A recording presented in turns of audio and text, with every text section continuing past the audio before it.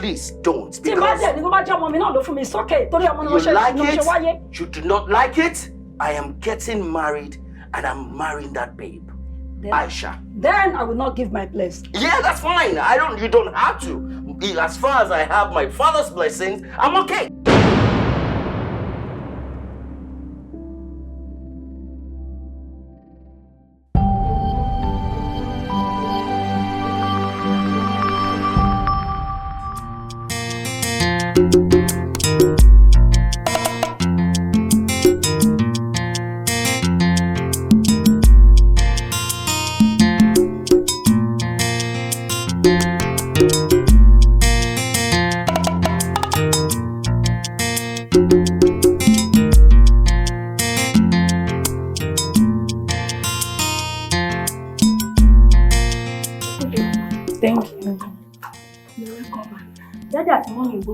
Okay, thank you very much.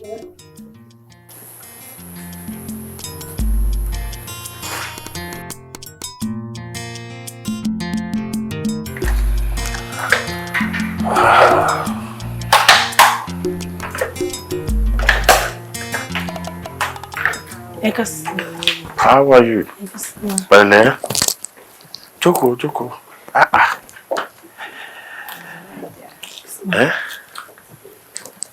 Bele.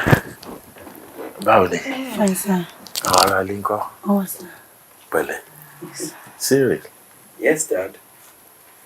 Aisha tí mo sọ fún yín lélẹ̀. Ọmọ tí mo fẹ́ fẹ́. Má tó kúnlẹ̀ mọ́. Joko. Oh, they go pretty. Thank you so much, Dad. Yeah, how are you? I'm fine, ma'am. What's your name? Aisha, Mom. Aisha. Is that my Muslim name? Yes, Mommy, it is. Is she aware that we are Christians? Mom, she's aware we're Christians. She knows. Look here. Religion or race, it doesn't really matter. Nǹkan tó matter jù ni ìfẹ́, love. Then méjèèjì bá ti love ara yín, then there's no problem with us. Otumba, any religion no matter. It matter. It matters a lot. When you want to marry somebody, you must be compatible with the person. In wealth, status, religion, everything, you must be compatible. Well, Mom, let's just leave that. Yes, there's still one more thing I want to talk about. Faiza here. Kokinshe Aburu Aisha. She's Aisha's daughter. Yes, ma'am. Must take time to think about it and must decide way I'll marry her. And I'm sure that won't be a problem for me. Yes. It must be a prank. Mom, it can't be a prank. It's not. Look here. My baby. Mo gbọ́ ọmọ létí ọmọ òun ṣàrùn náà ó sọ pé ó ti bímọ rí and so what tí Sèré bá ti sọ pé òun nífẹ̀ẹ́ tọmọtọmọ nìyẹn let him go ahead ìfẹ́ ló ṣe kókó. Otumba, why are you like this? Why are you like this? Sir.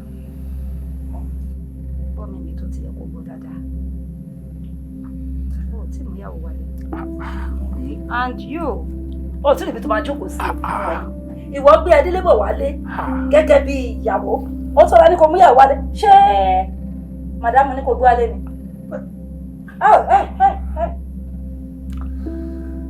Madam, ibi kọ́lá yìí o tí ì rí ibùjókòó kò ń ṣe bí go digger. Fọmọdé ìsílẹ̀ náà báwo ló ṣe máa ń sọ̀rọ̀ báyìí. Lókìá Sèré o mọ ọmọ mi ẹ dáadáa ògùn ọjọ́ mẹ́ta ni kì í ṣe àjèjì sáré o mọ ìyàwó mi ni mo mọ bí ṣe máa bá sọ̀rọ̀ I know how to talk to her Ó ti yẹ ẹ fi ọkàn ara yín balẹ̀. Wo ìyàwó mi lọ fi ọkàn ara ẹ balẹ̀. Ó ti wọnú ilé. Ó fẹ́ ọkọ. Ó ti wọlé, ó máa fẹ́. At the end of this house, mo ti sign ẹ, mo dẹ̀ ti sílẹ̀. Ìyàwó mi kò ní ṣòro, kò ní problem pẹ̀lú wa bí. Ṣé o ti gbọ́? Yes, sir. Kò sí wàhálà. Kò sí wàhálà fọmọ náà. Ó nífẹ̀ẹ́. Go ahead. Thank you so much. Thank you. I would like to take my leave now. Why? Hey.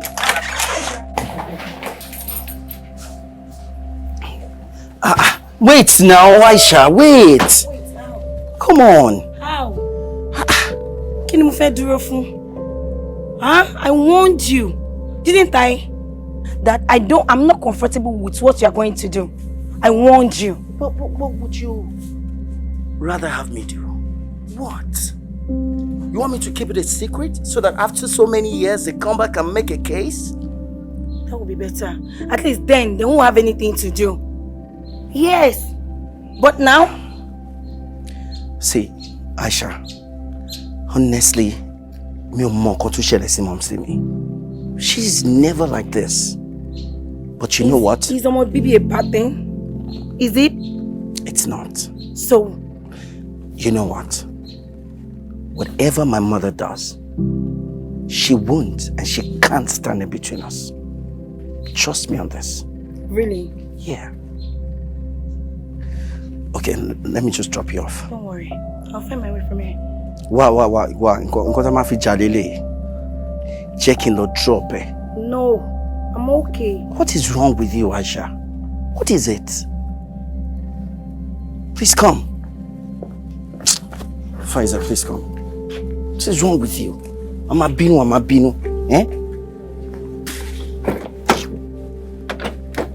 Yeah, just come.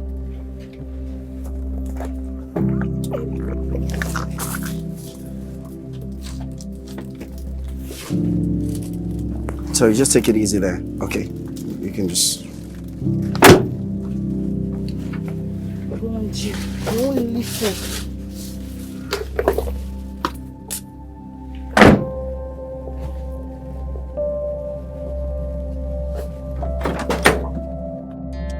Gbogbo jáde ẹ rọra máa ṣe ó tó ń tán lọ́dún eégún ọmọ alágbàtọ̀rọ̀ àkàjẹ́. Ọ̀tọ̀ọ̀tọ̀ láàrin wálé ayé orí tí táyé mú wáyé kọ́ ni Kẹ́hìndé mú wáyé. Aisha, mo tún bá bí wọ́n sì pé kí ló ṣe ẹ́, kí ló máa sùn. Ó dé dá mi lóhùn. Ṣé o rò pé Siri ṣe lè fẹ́ mi? Kí ló tí ò lè fẹ́ ẹ? Ṣé o máa kọ̀rọ̀ sí ẹ̀ lẹ́nu? Tó bá gbọ́ gbogbo nǹkan tí mo mi ẹ̀ sọ, ń pè mí ọlọ́mọ kan kò lè fẹ́ mi. But kò yé mi, kí ló tí ò lè kọ̀rọ̀ sí mọ́mì ẹ̀ lẹ́nu? Ṣé wọ́n wá fẹ́ kú de kú ni? Gbogbo alámọ̀ pé bọ̀bọ́ yìí nífẹ̀ẹ́, ó lọ́ọ̀bẹ̀, ká tiẹ̀ gbà pé ọlọ́mọ kan ni ẹ́. Even with that, he loves your child, he loves you yourself. So, kí ló dé tó feel pé kò lè fẹ́? I'm scared. You are scared. You don't have to be. Aisha, you need to take it easy on yourself. Ká tiẹ̀ wá gbà pé ó sọ pé òun ò fẹ́ mọ́ ní at the end. But is this the end of the world? Is you the only man in this world? Have faith now. Sorry.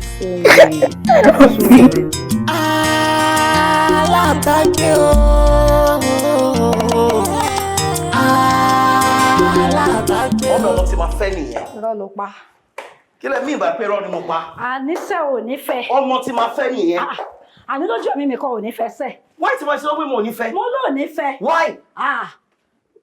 Aren't you ashamed of yourself? Ashamed of myself. Why? Look Kí ló at dé? you.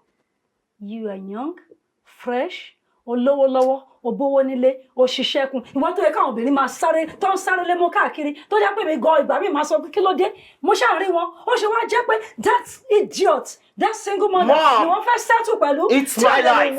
It's my life. It's my life as well because my child's life is my life as well. Well, I don't think so.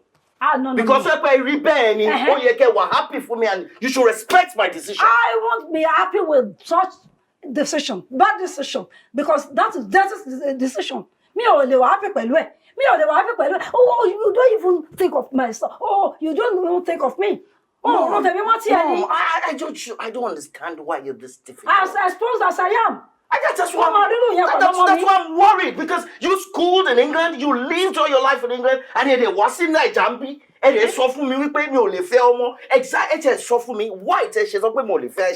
She don't want be money or what? Ben, what to be my go issue? So what was the problem about that? This lady, you can't trust the woman. This lady, you should marry Baba Mo Ile. Koriba Baba. Mommy, no, kì í ṣe ọmọdé. Mo ti ṣe assignments me. I've looked, I've watched, I've observed, and I've asked questions. Koriba Baba. That's because that is what she told you. It's because of what I know, not what she told me. You don't mommy. You don't know anything. You don't know anything, my darling son. Don't be deceived by I'm woman. not deceived. I honestly... Why are you like this for God's sake? Mommy. I said that is... I don't want that one. It's what I want that you will do. It's the wish you will do. I don't want you to have a blood pressure, okay? I can't have it. Please don't, because... It's okay. You like it? You do not like it? I am getting married and I'm marrying that babe. Then, Aisha. Then I will not give my place. Yeah, that's fine. You don't have to. As far as I have my father's blessings, I'm okay. Yes, I'm good. I'm absolutely fine. In that's my presence? Yes, in your presence. Are you walking away? Mom, I'm not walking away. You're forcing me to be very disrespectful right now. Because Timbakwe ini yami. Tell you understand feeling me. Come on. Mommy saying you know Kolilini. Are you with your senses? I am with my senses, Mom. But you're making me lose my senses. And I don't want you to force me to that point. You are looking at me straight in the eyes because of a woman. When did you start all of this, Mom? Because of a woman. Because of my wife. The Is woman that your wife? that I love. Did I hear you call that one your wife? Are you going? Wow. Aha.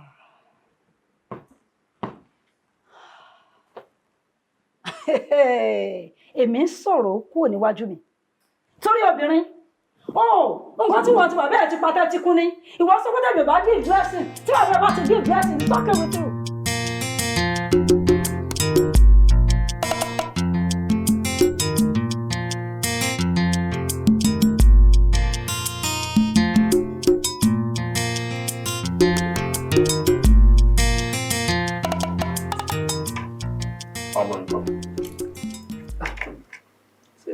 Màdémà kò pè wá kó wá jẹun kò dá lò ó ló ń bínú n kò ṣe wá jẹun. Ṣé mo lè bẹ sọ̀tọ̀? Gbọ́. Jẹ́ kọ́mọdé kó fẹ́ni tó bá wọn. Kì í ṣọmọ kékeré. Ẹ má jẹ́ ká gbé iṣu yìí sókè àgbẹ̀. Ẹ má láòdù ẹ̀ mọ́. Kì í má láòdù ẹ̀. I don't like it. But èmi gan ò gbádùn òun nílé mọ́. À ń jẹun sí kò sí pẹ̀lú wa. Jẹ́ kó fẹ́ni tó bá wọn. Kò ní fẹ́ni tó bá wọn. Ẹni tí bá fẹ́ ló máa wọn. Ẹ tó bá fẹ́. Níbo ló ti ń ṣerú ẹ̀? Adult ni, ṣé kò lè make decision fún rẹ̀? Kò mọ tó fẹ́ ni. Kò mọ nǹkan tó fẹ́. So I have to choose for him. Ó máa choose fọmọ tó ti dàgbà tó yẹn. Kí ló dé tó máa ń ṣe báyìí? Ọmọ kì í dàgbà lọ́wọ́ yìí. Gbogbo agídí tó ti ń ṣe bọ̀ láti ìgbà tá a ti fẹ́ ra tí mò ń tọ́ lọ rí tiẹ̀. O tún fẹ́ pàṣẹ sórí ọmọ tó bí. Fún nǹkan tó dáa ni. Náà ibo sọ pé òbí máa ń panupọ̀ tọ́ ọmọ ni. Ẹ jẹ́ ká jọ panupọ̀ sọ nǹkan tó fọ́mọ pé nǹkan tó ń ṣe yìí àfẹ́ eléyìí ni kò ṣe èmi wá ń yà síbí ẹ̀yìn yà sọ́run. Nítorí inú kòtò ló fẹ́ yà lọ èmi ò dẹ̀ níbẹ̀ wọnú kòtò. ìyẹn ni kún rí nìyẹn mi ò ní bẹ̀rẹ̀ kí ló dé fọmọdé yìí sílẹ̀ jẹ́ kó fẹ́ tó bá wù jẹ́ kó fẹ́ tó bá wù náà ó dẹ̀ ní lára ṣé wọ́n ní ìwọ lára àgbà tó fẹ́ fẹ́ mi ni kí ni problem ẹ kí ni ìṣòro ẹ. ẹ jẹun sáyé yín. pẹ̀lú gbogbo ọ̀rọ̀ tí ń sọ yìí. àti pé òsì ìṣò yẹn àbẹ̀rẹ̀. you have to tell me pé nǹkan tó fẹ́. what.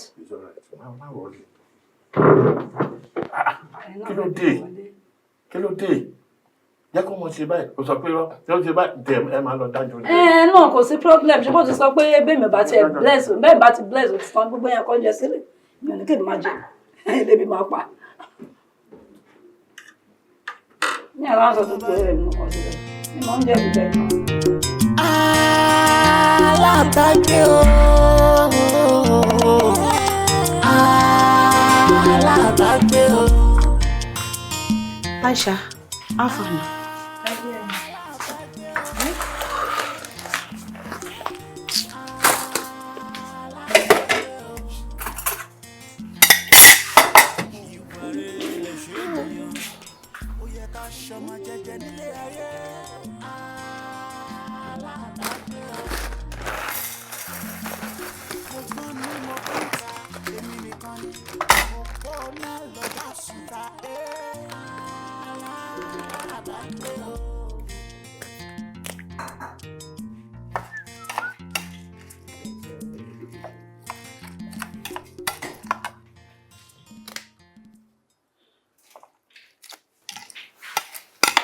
Ìyàwó. How far now? Your bobo? My bobo. It's fine. Shall I pick date? Today my plan wedding ni. Date day. No. Then engagement wedding local. Well, it's ready, but we're trying to fix some things. Fix? What are you fixing? We are trying to fix something. Tell me now, just me. What are you fixing? Just you about what? Oh, okay. Kí má mind àbí. Wọ́n sọ fún mi pé kó má sọ̀rọ̀ fún mi nítorí pé mo máa ń rojọ́. Ó ti yé mi. Ẹjọ́ Kate kò rí bẹ́ẹ̀ o. Tí ó bá rí bẹ́ẹ̀, then just me. Kate, tá bá ti ready, máa jẹ́ kó mọ̀. Understand? Ó bẹ́ẹ̀ tàkà ya ready. Lórí mi máa plan wedding ni. Ẹ ya ready o. Ẹ̀yin ready kẹ̀.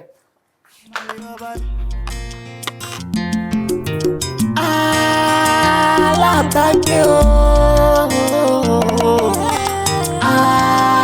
alábàgbé o, alábàgbé o.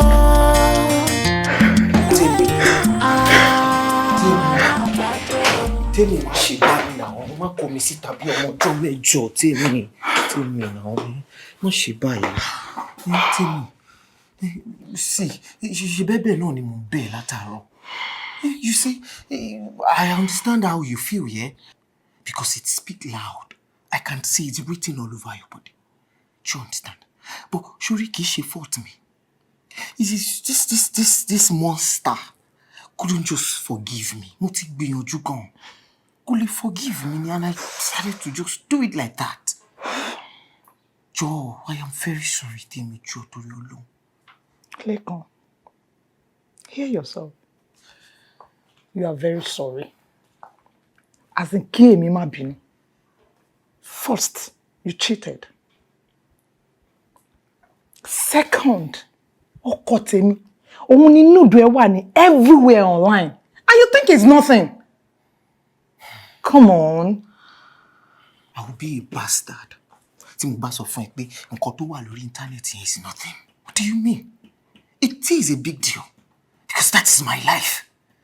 Ayé mi nìyẹn. Right? Tí mo bá lose anything, I've lost like 95% of my life. What drives me? So, mo kàn bẹ̀ ẹ́ ni pé kó jọ̀ọ́ torí Ọlọ́run. Forgive me. I'm going to make it up to you. Mi ò lè forgive ẹ.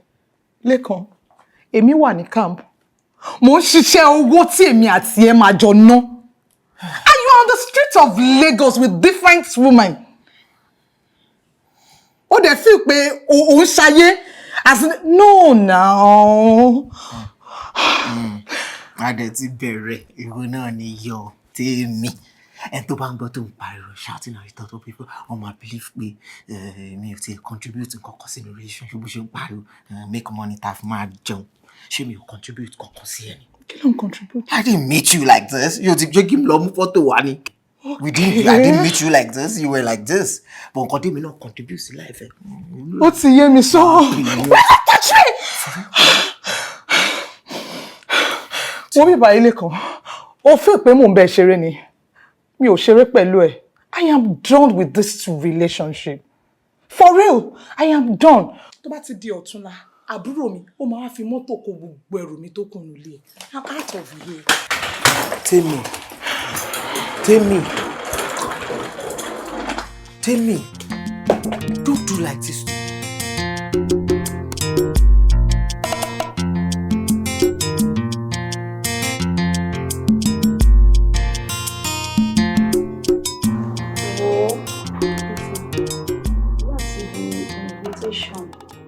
Ni mo ti fẹ́ káwọn èèyàn mọ̀ ẹ́ pé bẹ́ẹ̀ tèmi máa bad. Mi ì fẹ́ kán mẹ́nu kúrò lórí ọ̀rọ̀ yẹn rárá. Tó bá ń sọ nígboro kán máa sọ lọ ni. Pé àwọn witness bẹ́ẹ̀ dẹ̀ kọ́. So if that is the case, ma, mo put an invitation box here. We should have a champagne, wine glass, and we are power bank, ma. What? Power bank? Kí ni irú àwọn kálíbà èèyàn tó ń bọ̀ ń bẹ̀rẹ̀ fún power bank ṣe? Àwọn tó jẹ́ gbé àìmọ́gbé Lẹ́kì, Maitama, l'Abuja, tó jẹ́ 24 hours náà fún lọ náà kí wọ́n rí power bank ṣe? Orí díkò wọn ni.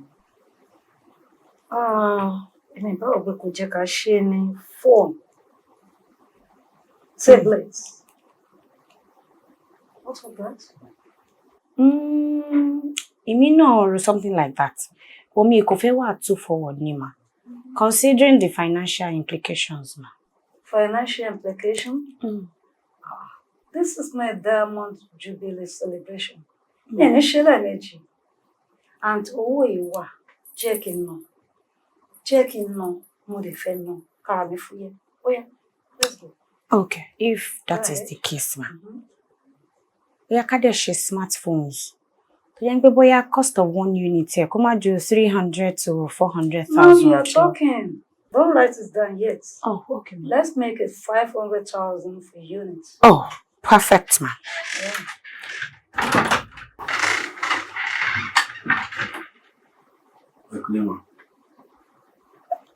You're welcome. All right. My remaining Yes, ma'am. Who is he? Ìbọn mọ mi tí mò ń sọ fún ipa ènìyàn pé tó bá ṣe eléyìí dáadáa, then a máa gbé wedding plan fún ẹ. You can imagine nǹkan tó lọ gbé wá ká mi mọ́lé, àjáde àpẹẹrẹ. Single mother for that matter. Pẹ̀lú ọmọ ọdún mẹ́jọ, ẹni tó ọmọ ti ga tó lórí ìdúró, ó lọ gbé wá bá mi nílé yìí dẹ̀ nígbà láéláé. Nǹkan tí mi bá nígbà mi nígbà.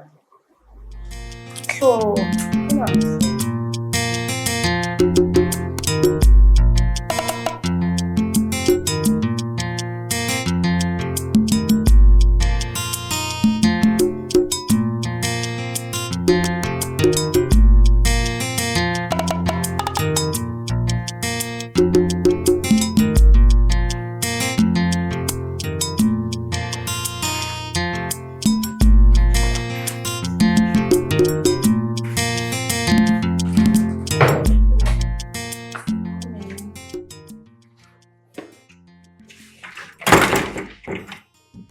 Aisha, what exactly is the problem? What is it? Ọ̀rọ̀ yìí àbí ọ̀rọ̀ mi? I mean, I've been calling your phone. You didn't pick up my calls. You didn't respond to it. I sent you messages you did not acknowledge. What's going on? I mean, see, do you really, really love me? So do you think I don't love you? Obviously. I mean, how can you explain You're avoiding me. How? You know what? You won't really understand. What is it that I can't understand? What exactly it is? You cannot understand. Okay. Come. Let's go. Come and sit down. Sit down.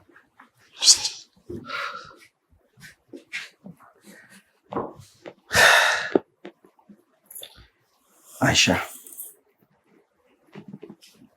what are you talking about? You have no idea. You have no idea.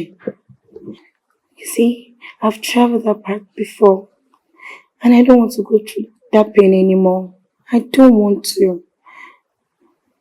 You are a good man to me and my child, and I thank you for that.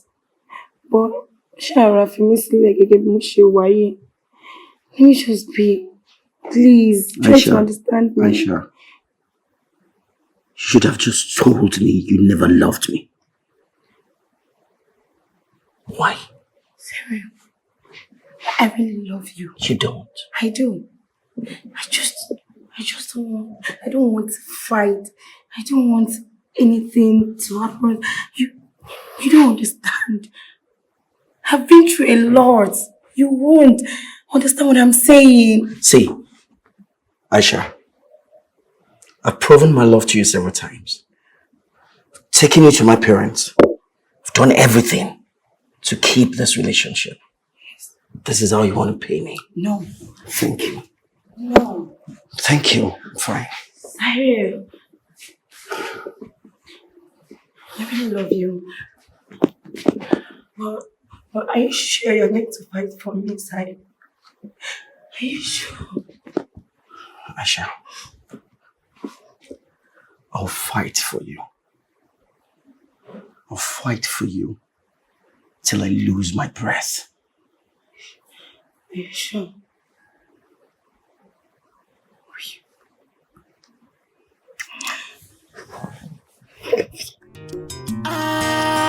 Alabagbe o, alabagbe o,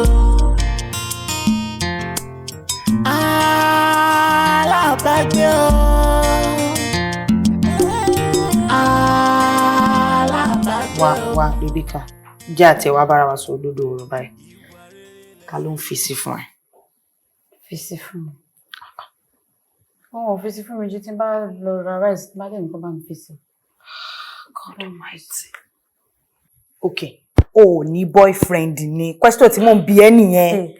So boyfriend. Ipe mi ò ní boyfriend, ẹ fẹ́ béèrè lọ́wọ́ mi láti pé ta ló fi sí fún mi. Èmi ò ní boyfriend àti pé why do I need a boyfriend? So, o ní marry mo? Of course I will marry. Tó bá yẹ tó time tí n bá fẹ́ marry, ọkọ mi bá ojú àlá náà máa ti gbé wá fún mi. Akọni ọkọ ẹ̀ a dẹ̀ máa fẹ́ra wa. Kò tí yé mi. So tó bá ti ready àti marry báyìí, wá kọ́ bọ́ sí títí wa yìí, long road wa yìí. Ẹni ọkùnrin tó bá ti rí ń bẹ̀, wá kọ́ mú wọn. Utter straight. I'm ready to marry. Yes. Definitely not. Why do I need to do that? Ẹ wo, wọ́n toast mi o. Mi ìgbà fún wọn. Torí ọ̀rọ̀ Ọlọ́run tí mo gbé dání kò fààyè gba ọkùnrin kankan nínú ọkàn wọn. Tó bá ti tó time Ọlọ́run máa ṣe. Ẹ má ṣì mí gbọ́. Mo sọ pé tó bá ti tó time ó máa gbé ọkọ fún mi lójú àlá mi. A dẹ̀ máa get to marriage. Holy Mother, Holy Mary. So you date? Mi ní láti date marriage straight. Ṣé o gbọ́ náà kì í? Ó dà pé Kate lè dé yẹn. Okay. Ó ní yàrá kan. Bí o gbé wá fún ẹ láti ẹ má worry. No, Jesus ni ọmọ àfọmọ́rí ìfẹ́ wa ní orí ẹni. Ọmọ ìlú ó ní. My name is Rebecca. Ọmọ dáadáa ni o. Ṣé Aisha wà lẹ? Bẹ́ẹ̀ni, ó wà ní. Ani ń wò.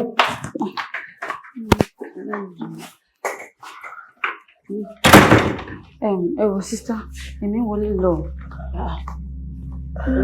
Fresh. I'm a little money prayer section. Báwo ni? Okay. Ṣọ́ra ẹ̀rù wá fọ́mọ ni. Ọmọ mi ńkọ́? What time tó ń bọ̀ ni? Ọmọ mi ńkọ́? Kò ní sùn ni. Nǹkan tó ṣẹlẹ̀ ni pé ilé wa wà lára àwọn ilé tí wọ́n wó ní Lẹ́kì. Báwo ló ṣe kàn mí? Ṣòro, mo mọ̀ pé wọ́n nìkan ló lè gbà mí. Mo fẹ́ jẹ́ kó accommodate me for few days. So tí màá kọ́ fi get ara mi together. Ó ń ṣeré ní àgbẹ̀. Ṣé ó ń ṣeré ní ṣe stage play fún wa ni? Because you understand, ní wọ́n ní ní tọwọ́ kẹ́nìkan wọlé lè gbà. Gbẹ́ àzá o. Ṣé mi nìkan mo ń gbénu lé yìí ni? Ṣé nípa àwọn obìnrin làwọn anú lé yìí ni? Èwo ni èmi nìkan mo lè gbà yín? Àwọn ọ̀rẹ́ ò sí bẹ́ẹ̀ ni. Ṣé bí wọ́n ní yàrá, wọ́n ní private room ní títí ẹ̀ náà? So? Káàjọ máa sùn private room àbí àsì. Ó ṣe ṣeré ni, ó ṣe stage play fún mi ni. Jọlá, ṣé o gbọ́n kan tí Uncle Fresh tán sọ ni? Jọlá ò kí mi. Àti báwo ni jàre ọkọ mi? Aisha, mo understand ẹ. Àmọ́ ìwọ náà wo time. Ojúlówó ojú ṣàánú. Bá ti ẹ̀rù ti gbogbo nǹkan, ká rò pé toró jẹ́ bàbá ọmọ ẹ̀. Ọlọ́mọdé àrílá burú, èmi ò bá suggest pé kó jẹ́ kó sùn bí lálẹ́. Tó bá dẹ̀ ti di àárọ̀ ọ̀la, a máa sọ̀tà rẹ̀ out pẹ̀lú àwọn ọ̀rẹ́. Ṣọ́rẹ́ mi ò dispute nǹkan tó sọ. Bọ̀bọ̀bọ̀ tó ń pè ní Fresh kò lè sùn pẹ̀lú mi nínú rúùmù mi. Ṣé mi wá ní kó sùn pẹ̀lú ẹnu rúùmù ni? Kò yé mi, ṣé mi ní kó sùn pẹ̀lú ẹnu rúùmù ni? Láì ṣe pé living room ò sí bẹ́ẹ̀. Á dẹ̀ sórí couch. Á tiẹ̀ fi yẹn fara mọ́ ọmọ ẹ̀ lálẹ́. Ó dẹ̀ ti dọ̀la á máa sọ̀tì ara ẹ̀. Ṣorí tọmọ tó sọ yìí, ṣorí Fàyíṣà tó bá rí dáadé ẹ̀ bí inú ẹ̀ máa dùn bí. Torí my daddy, pẹ̀lú gbogbo wàhálà mi Jọlá lórí ọmọ yìí, ó láìkì bàbá ìjù mi gan lọ. Kò ń ṣe ni ló ti ń ṣẹlẹ̀. Káláyé tó dáyé ló ti ń ṣẹlẹ̀. Póbìnrin máa ń láìkì dádì wọn. Kọ́lọ́run fèsì sọ̀rọ̀ wa ni. Kọ́lọ́run má jáde ṣe lásán ni kókó. Wá padà lọ sọ fún sin pé ó ti gbà pé kó sùn ní living room. Tó bá dẹ̀ ti dàárọ̀ la Ọlọ́run aṣọ ṣùgbọ́n rọ̀bìkà jà lọ. Ìwọ lórí kì í jà lọ. jà lọ. Fresh. Ṣorí ọ̀rẹ́ mi ti bá mi sọ̀rọ̀ ó tó gbé ń bí bọ́ mọ bóyá máa ṣe ń bí ọmọ space yẹn ìwé kò máa gbé kiri mo kàn gba ẹ́sẹ̀ little time kò tètè sọ̀tà rẹ̀ kó mọ́bi tó máa gbà. Sọ jẹ́ wá lọ ṣọ́ ẹni tó wá. Àánú náà ò nídìí gbogbo yẹn Fresh má wọrí. Gbẹ́rù ẹ.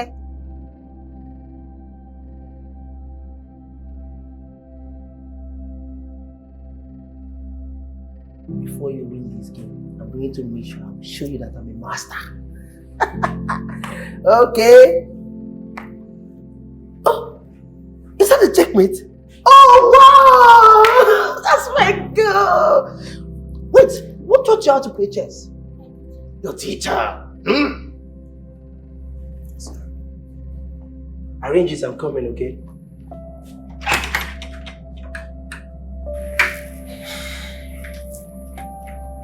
Good afternoon. Yes. What are you looking for?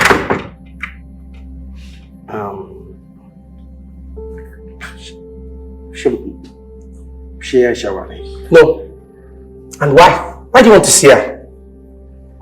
Okay, we are Akeem padà wá. Padà wá ṣe kíni? Padà wá ṣe kíni? Ìwọ ọkùnrin kí ló dé tó lè fún ẹ láti gbọ́ simple instruction. Stay away from my wife. She's my wife. Stay away from her. That's all. Did you say wife? Yes. My wife, ìyàwó mi ni. Ẹni tó bímọ fún ni, ìyàwó ẹni ni. Do you hear me? Okay, that's fine. Maybe I should just go. Go and please, never again will I see you here. Don't come to this house again. Mi mo ko tó wá kiri. Olójú kòkòrò. I don't know why you are greeting him. Yeah, I'm your dad. I'm your dad. He's a stranger. Don't greet him. That's it, okay? I'm not praying again.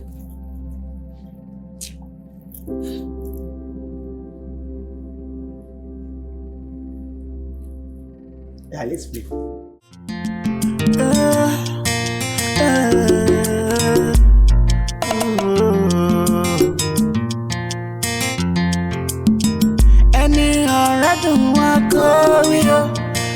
bá dùn mọ́ kó wá sọ. Olólùfẹ́ bọ́bí o, alábàágbé alábàárìn mi.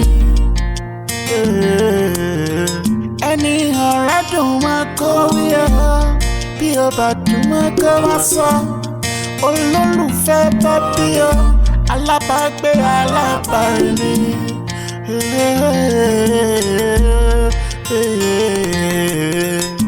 Alábàágbé alábàárìn mi o, alábàágbé alábàárìn mi o.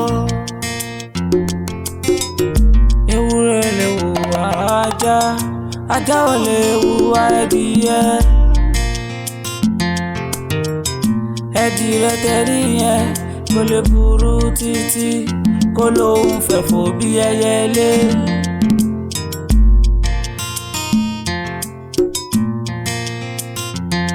Gbogbo jáde jáde ẹ rọra máa ṣe kó tó tán lọ́dún eégún. Ọmọ alágbàtọ̀rọ̀ àkàjẹ́. Ọ̀tọ̀ọ̀tọ̀ láàrin wálé ayé. Orí ti táyé mú wáyé kọ́ ní Kẹ́hìndé mú wáyé. Kò jọra wọn. Ìka tẹ̀rí yẹn o, kò má dọ́gba nílé ayé, kò lè dọ́gba o. Àṣẹ Elédùmarè ọba ni. Alábàágbé o, alábàágbé o. Ọ̀tọ̀ọ̀tọ̀ láàrin wálé ayé. Orí ti táyé mú wáyé kọ́ ní Kẹ́hìndé mú wáyé. Kò jọra wọn.